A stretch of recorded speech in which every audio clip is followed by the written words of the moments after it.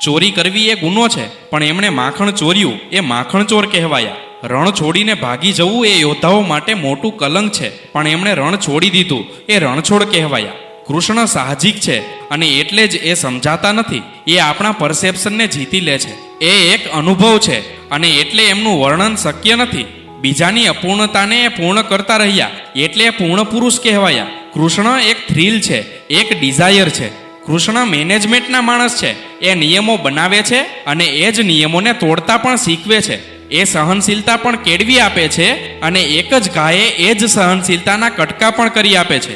એવું કહેવાય છે કે ગાંધીજી અહિંસાના પૂજારી હતા, પણ કૃષ્ણ આ વાતમાં ગાંધીજી કરતાં આગળ હતા. ગાંધીજીએ કહ્યું કે કોઈ એક ગાલ પર મારે તો બીજો ગાલ આગળ ધરવો. કૃષ્ણએ કહ્યું કોઈ એક નહીં 100 ગાળ આપે તો સાંભળી લો, પણ 101મી ગાળ તો નહીં જ સાંભળો. સોયની અણીની પણ ના પાડવામાં નથી આવતી ત્યાં સુધી એ યુદ્ધના માર્ગે આગળ નથી જ વધતા. એ અહિંસાના શ્રેષ્ઠતમ પૂજારી છે, પણ અહિંસાના ગુલામ નથી. એમને ખબર છે કે અહિંસા ક્યારે પૂરી કરવી અને હિંસા ક્યારે શરૂ કરવી. જો ગાંધીજીને આ વાતની ખબર પડી ગઈ હોત તો ભારતના ભાગલા ન થયા હોત. કૃષ્ણનો સૌથી મોટો પ્લસ પોઈન્ટ છે સ્વીકાર. એમણે સૌને એવા જ સ્વીકારી લીધા જેવા સૌ હતા. એ દ્રૌપદીની ધારને બુઠી કરવાનો પ્રયત્ન નથી કરતા.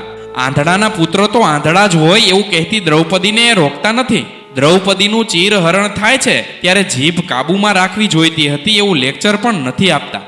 રાધાને ગણતરીબાજ બનાવવાની કોશિશ નથી કરતા. કુંતીને દ્વિધા છે કે હું કર્ણ પાસે કેવી રીતે જાઉં, ત્યારે કૃષ્ણ એની સાથે જાય છે. એ કુંતીના પુત્ર પ્રેમને વધારે વિશાળ બનાવી આપે છે. કર્ણના માતા તરીકે સ્વીકાર પણ કરાવે છે. એ કુંતીને સ્વાર્થી બનાવતા નથી. આમ જોવા જાઓ તો દરેકે જે માંગ્યું એ બધું કૃષ્ણએ એમને આપ્યું. ભીષ્મ ઈચ્છતા હતા કે આખી જિંદગી એમની ભીષ્મ પ્રતિજ્ઞા ટકી રહે. કૃષ્ણએ એમને ભીષ્મપણું આપ્યું. આખા મહાભારતમાં ભીષ્મની પ્રતિજ્ઞાને ઊની આંચ પણ ન આવી. કર્ણને દુનિયાભરમાં શ્રેષ્ઠ દાનવીર તરીકે ઓળખાવું હતું. એમણે એમની પાસે કવચ અને કુંડળ લઈ અને શ્રેષ્ઠ દાનવીર બનાવી દીધો. Those who want to die in glory, let them die in to glory and victory will be yours. કર્ણને જીત કરતા કીર્તિ વધારે વહાલી હતી, એટલે એમણે એને કીર્તિ આપી. દ્રોણ માટે પુત્ર પ્રેમ સર્વોચ્ચ હતો. કૃષ્ણએ એમને પુત્ર પ્રેમમાં જ મોત આપ્યું. દ્રોણને હરાવવા મુશ્કેલ હતા. એવું કહેવાતું કે એમને હરાવવા હોય તો એમની પાસે હથિયાર હેઠા મૂકવા પડે. અસ્વસ્થામાં પાસે અમરત્વનું વરદાન હતું, પણ દ્રોણનો પુત્ર પ્રેમ આંધળો હતો. એ નરોવા કુંજરવા સાંભળીને એમનું માની બેઠા કે અસ્વસ્થામાં હણાયો. દ્રોણનું મૃત્યુ શિખંડીના હાથે નહીં પણ પોતાના પુત્ર પ્રેમના કારણે થયું. કૃષ્ણએ એમને મહાન પિતાનું મોત આપ્યું. દુર્યોધન શ્રેષ્ઠ ગદાધારી હતો, અજય હતો. એ કહેતો કે જનામી ધર્મમ નચમે પ્રવૃત્તિ, જનામી અધર્મ નચમે નિવૃત્તિ. એટલે કે હું ધર્મને જાણું છું પણ પાલન કરી શકતો નથી, અને હું અધર્મને સમજું છું પણ એનાથી દૂર થઈ શકતો નથી.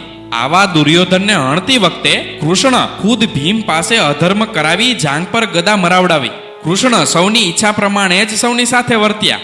કૃષ્ણ આખી જિંદગી સાહજિક રહ્યા. કૃષ્ણ સહજ રહેવાની સાથે સાથે કમિટેડ પણ રહ્યા. આખી જિંદગી એ કમિટમેન્ટ માટે જીવી ગયા. એમણે રાધાને પ્રેમ કર્યો, એને મૂકીને આગળ નીકળી ગયા, પણ પ્રેમનું કમિટમેન્ટ પાડ્યું. આજે એના નામની આગળ પત્ની રૂકમણીનું નહીં પણ રાધાનું નામ લેવાય છે. આજે જ્યારે સંબંધોમાંથી કમિટમેન્ટ ઓછું થતું રહ્યું છે ત્યારે કૃષ્ણ પાસેથી કમિટમેન્ટ શીખવા જેવું છે. એમણે કાચા તાંદુલ ખાઈને દોસ્તીનું કમિટમેન્ટ પાડ્યું. કમિટમેન્ટ માટે કૃષ્ણ પૂર્ણ પુરુષોત્તમ હોવાનો પોતાનો અહમ બાજુએ મૂકી દે છે. આખા મહાભારતમાં જેટલી સાહજિકતાથી કૃષ્ણએ અહમને બાજુ પર મૂક્યો છે એટલી સાહજિકતાથી કોઈએ અહમ છોડ્યો નથી.